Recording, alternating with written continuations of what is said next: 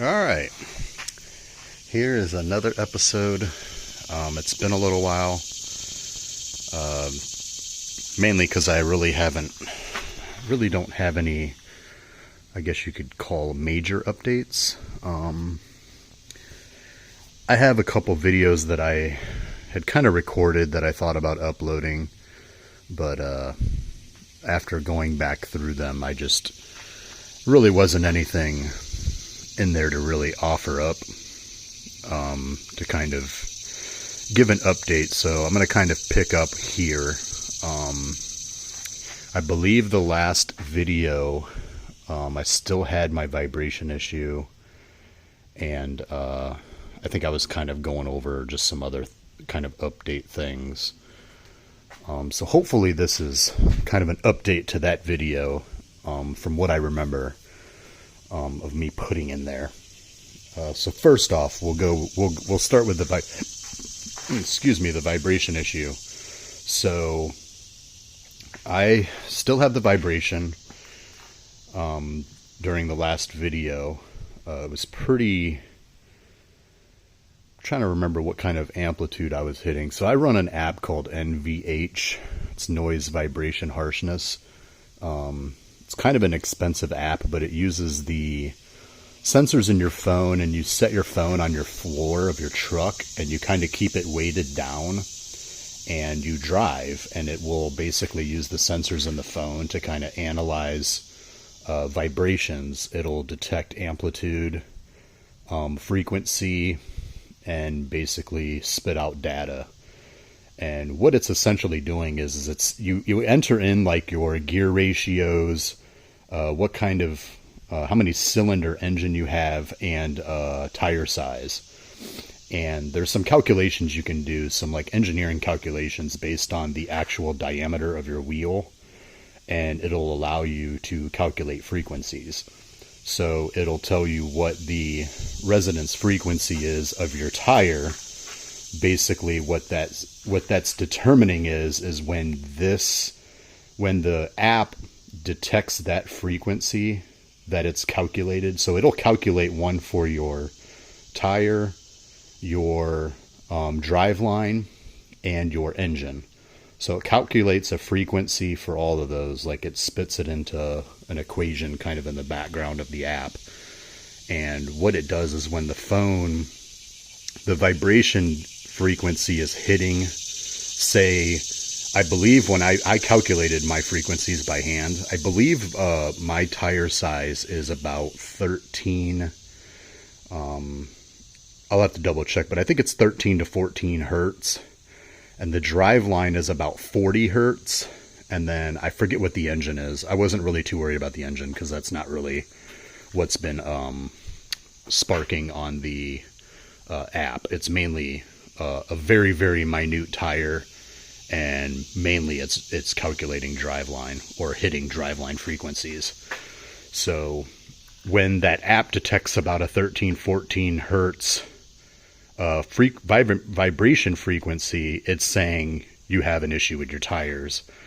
And then based on what that frequency is, so a first order means it's hitting that resonance frequency, so it's hitting that 13 to 14, and it's detecting it at the corner. So it's saying it's the tire out of balance.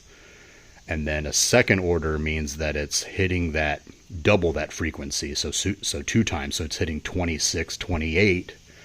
So it's detecting that, it's even more out of balance. So basically every one rotation, it's detecting two vibrations of that frequency. And it's using all kinds of math to kind of calculate that. Same with the driveline. So a first order would be it's hitting the 40 hertz. A second order would mean that it's hitting 80 hertz, which means it's detecting two vibrations per rotation. And so on. That's just kind of how that app works for any of those interested. So I've been running that app. I drive the same stretch of road when I run that app to kind of get some baselines, and then I tweak some stuff, and then I drive that same thing to kind of see what that frequency and that amplitude's doing. And what I've come up with is, I've covered in other videos I've done, I've got some light here, I've done some multiple things. So I've covered in other videos. I've had my drive shafts balanced. They should have came balanced. I had them rebalanced. They're supposed to be good. So that would be a first order, would be a balance issue. Basically meaning that it needs a weight on it. So every one rotation it's detecting a vibration or hitting that frequency. I've switched out my CVs to stock, no real change, and I put back in the RCVs, so those are back in. I get the same data with either CV installed, so it's not the CVs, it should not be the drive shafts, but probably a few weeks ago I was doing a little bit of kind of investigating, and I come down here, and let me see if I could get this while holding the phone, but if you can hear that, I had posted in some of the groups trying to get someone to replicate this. So I'm moving this way. Some people were thinking I was moving it this way. I know there's going to be, just the way this thing's designed, there's going to be in-out motion just because there's a pin, I'm sorry, a snap ring. We'll call it a snap ring, but it's basically a shim, plastic bushing, and then there's a C-clip. That's the word I was thinking of. So there's a C-clip that holds in a little stub axle that's about this long, and that's what this CV goes into. So there's going to be in-out movement just based on that design and the play in there. And then you have your long stub axle that goes from, there's a little plastic bushing in the small axle that rides on the longer axle, and then that's spinning, and then this is going in and out. But this back and forth like this, it should not have this much play. I found a Colorado at my local dealership, a used one, and I crawled underneath it, and it's not moving anywhere near as much as this. So I have some issue in this assembly. So kind of my last thing that I've done is I ended up, so for those that don't know, so you have those two axles, and then there's a gear that the shift actuator for the four-wheel drive system, there's a shift fork in this actuator that sits on this other gear. So when you engage four-wheel drive, it clocks over and basically makes the two axles drive as one, and that's what actually engages your four-wheel drive. That's what engages it here. So if you have been into four-wheel drive vehicles, you remember the old style has the locking hubs at the center of the wheels. Essentially what you're doing is you're turning to actuate, or basically you're manually actuating a gear to actually engage the differential, so that when you have power going to the drive shaft and it comes out this axle coming this way, it actually will engage the four-wheel drive and actually drive the front tires. Or tire, I should say, because most of your diffs are open, so it's actually sending power to one wheel, and then your spider gears will push it to the other wheel, but it's not getting as much power. It's allowed to slip, so that's why you don't get that binding when you turn. But anyways, going a little bit more into the weeds there, but what I did is I ordered everything from the carrier, which is what some people call the differential. So the locker, all the way out, I ordered everything brand new. I have a brand new long axle, the little stub axle, all the shims, the plastic bushing, seal, bearing. Everything's brand new right now. So I've installed all of it, and as you can see, I still have play. One of the problems is there's actually another bushing in here, and let's go ahead and come up here, and I'm going to edit in. I'm going to pull something out, and then we'll kind of go over that bushing. Okay, so we're in the house. Here is the front diff. So this is the housing for the Colorado front diff. This is pretty much bare bones.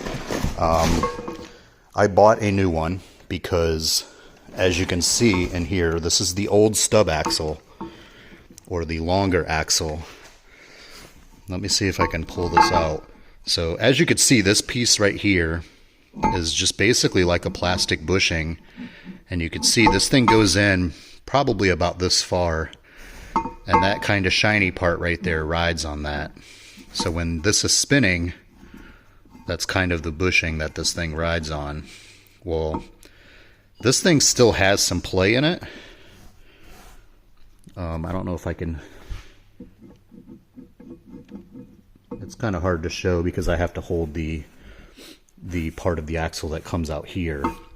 But there's still a little bit of play in there. The problem is I don't know if this is because of the stub axle being worn, because it was in the other diff. This is the old one. I have a new one in the other diff.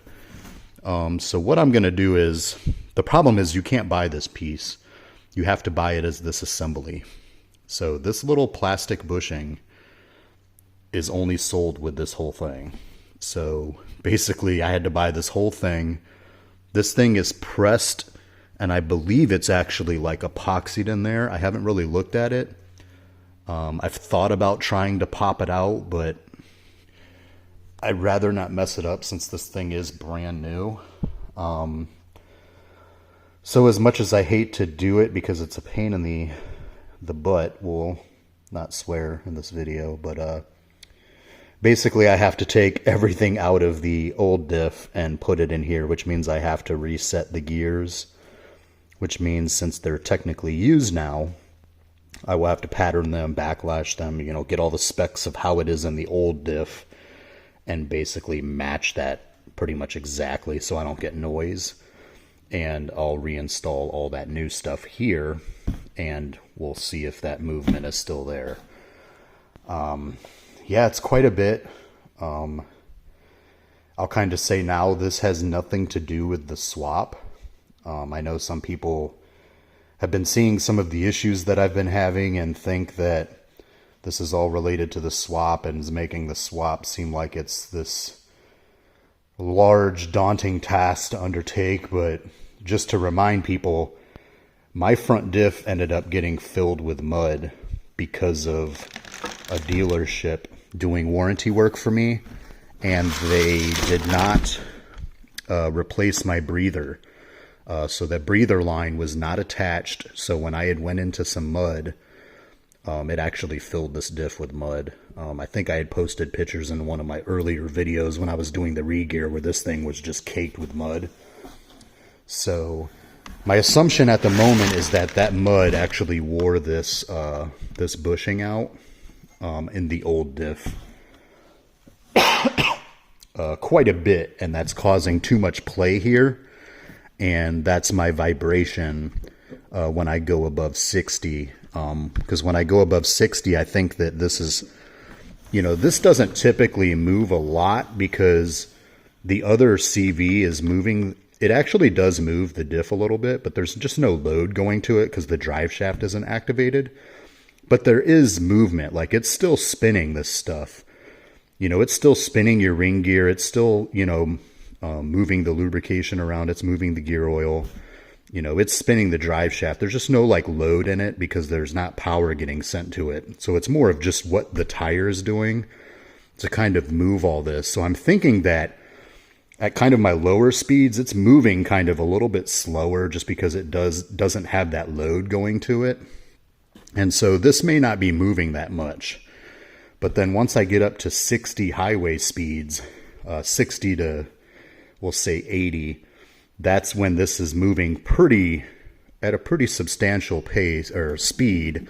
And then that's what's causing this thing to have this movement. And then that's my vibration I'm feeling. So just to also note, when I put all that new stuff into the old carrier or the old differential, my amplitude, which is actually like how harsh you would feel that vibration, it actually cut in half. So I think I was getting, in the scale that it was using, I think I was about 0.05, and now it's like 0.2325. So it's definitely something related to this if it reduced that much just by replacing all this. So I'm thinking that bushing is kind of my last thing. and hopefully that vibration is completely gone. We'll see. I hate to say that it may not be it, but I'm not very optimistic at the moment, just based on all the stuff that I have done trying to chase this thing. But just to say, everything I have done has reduced it. It just has not eliminated it. So it has gone down from, so just to tell you the amplitude at 0.22325 at the moment, that started out at about 1.2. So rebalancing the drive shafts, it dropped to about 0.8. You know, everything that I've done up to this point has reduced it, but it hasn't eliminated it. So we're on the right track, and it's not like everything that I've done was for no reason whatsoever. It did have probably slight vibrations and those other issues.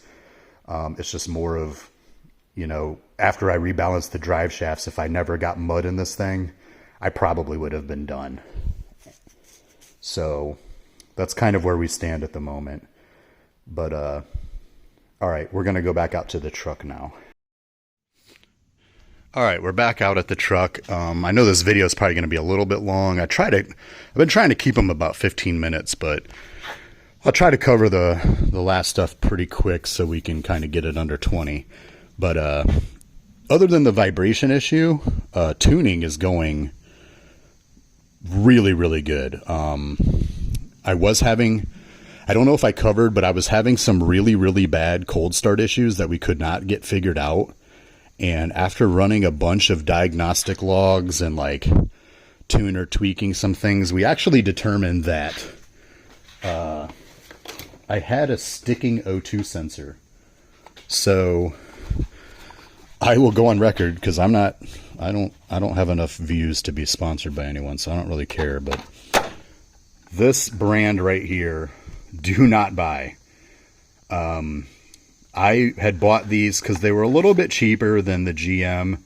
I had used Walker stuff like way back in the day on some other vehicle kind of builds that I had done way before the YouTube days. So I was like, oh, Walker, you know, I know them. They've been around a while. I'm not sure if this is still that same company, but I saw these for a little bit. I think I even have these in the list. I'm going to have to update my pricing list, because do not use these. I'm really pissed because I ended up, so basically what happened was we had an O2 sensor sticking. It would sit there, and basically when I'd cold start it, it was not cycling the O2 sensor correctly, and it was basically not heating. It was not, the heater element in the O2 sensor was sticking. So it wasn't actually activating, and it was causing the truck to just go lean because it wasn't getting the correct data from the O2 sensor. So we thought it was just a one sticking O2 sensor. I ended up replacing it. Another reason why I went with this brand is because I could find them locally. So I replaced it that day with another one. It was fine for about 2 days. 2 days later, the brand new one was sticking. So once again, not sure what the heck was going on, but I ended up biting the bullet. I went to the dealer, got GM genuine ones, which I should have just bought from the get-go, but I ended up getting GM genuine ones because when the new one was sticking, the new one, it was actually the upstream driver side. When we put the new one in and that one started sticking, it actually started sticking the upstream passenger side as well. So both of them ended up sticking. So it was like really going lean. And what I did was I bought brand new GM genuine ones on both sides. As soon as I put those in, all the issues were gone. Those things have not stuck. I've probably got easily 500 miles, maybe even more on the GMs, and they've never stuck once. I've never had another issue. It cold starts perfectly fine. It's like, I mean, it runs 1,000 times better with those O2s. So they were actually getting so bad. They used to only stick when cold starting, and until probably those 2 days that I was driving with the new one and then still had this old one on the passenger side, it was actually just sticking while driving. So I would be sitting on the highway, cruising along at 70, not even hitting, not hitting the gas, not accelerating, and suddenly like it would just go lean. And I would look at the data because we started logging and seeing that both O2s were basically sticking and leaning out the truck. So GM Genuine, from now on, I'm going to update the spreadsheet probably when I do my kind of overall build. And use GM Genuine. I hate to say it, but none of these aftermarket parts are not. I actually posted in a group and many people said never use these. They're like horrid. So that was kind of an issue that we got through, addressed, running 1,000 times better. Another issue. So old videos, a couple episodes ago, I had talked about having to drop the oil pan and reseal the oil pan. Well, maybe about 2 weeks ago, I was driving and, you know what? I'm going to probably have to do another episode. I'm going to do another episode after this, but I kind of forgot about some other things I had to work on. So basically, I had oil dripping down the oil pan again. And come to find out, what was actually occurring is I was having this cheap catch can.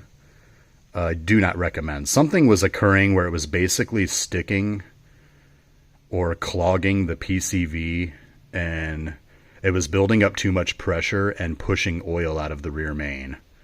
I think it just pushed it out. It doesn't seem like it blew it because I have bypassed this. I've changed the oil.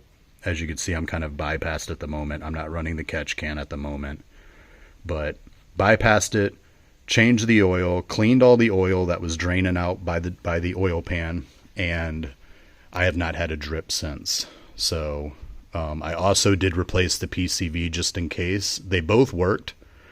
The old one, I did pull it and test it. It was working. So I think it was something with the catch can because I haven't had the issue since. But I did buy. So I was in a swap group and everyone was basically saying this was like the go-to catch can setup. This is a UPR racing catch can. It's way bigger than that one. It's going to hold way more oil. It's got a way better baffling system. I don't know if I can. Let me see if I can open this real quick. Let's set you right there.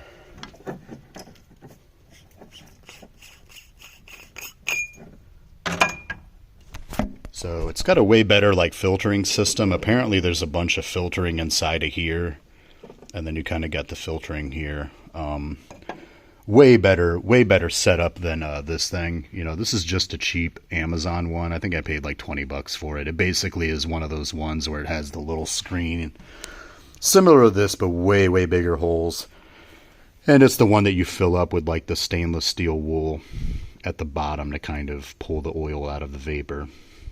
And so, not necessarily very good, but something was basically causing some pressure buildup in the engine. So went ahead and got this. I need to mess with these fittings. That's why it's not installed yet, because this was actually for a Silverado, which it would work, but the problem is I have to run the booster line for the brake booster because I deleted the Silverado has a mechanical vacuum pump down there, and I'm still running the Colorado electric vacuum pump, which means that I need to be teed into the intake manifold. So I need to just basically get a fitting that I'm going to do a fitting that'll run the push locks. So need to look at that, get a fitting and probably another hose, and just kind of redo this a little bit so that I can actually run this. So for now, we're just going to bypass it. Probably be about a week or two for me to kind of lay out how I'm going to do this and, get this all plumbed in. So that's kind of where we stand right there.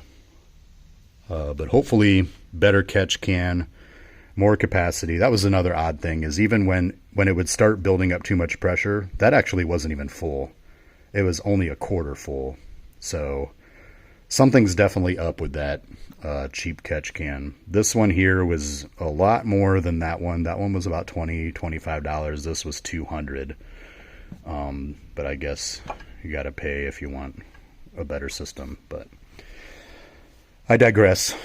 We have this now. We'll get it plumbed in there, and hopefully all is well for the leak.